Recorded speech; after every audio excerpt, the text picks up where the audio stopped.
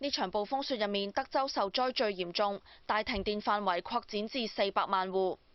休斯頓有人喺停電期間喺屋企生火取暖，但係釀成火災，燒死一個女人同佢3個讀緊小學嘅孫，媽媽燒傷送院。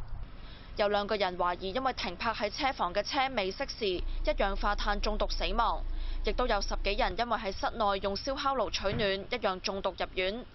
另外2個男人被發現喺路上凍死。德州向聯邦政府申請調撥幾十部發電機，緊急提供俾醫院使用。北卡羅來納州南部沿岸多個城市受龍捲風吹襲，損毀嚴重，多處有冧樹，有房屋成片屋頂被吹走。呢場龍捲風一共造成3死10傷。居民話氣象部門事前只係表示會落雨，喺龍捲風登陸之後先發出警告，加上風暴喺凌晨時分吹襲，唔少人走避不及。猶他州山區連日大雪，交通部門為防發生失控雪崩，封閉山谷一帶，控制爆破，再鏟走積雪。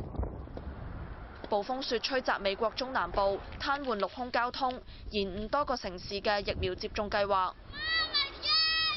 氣象部門話，雖然呢波風暴會逐漸向東北移動，但未來1、2日預料會有新一波風暴吹襲，天氣最快要到星期4先好轉。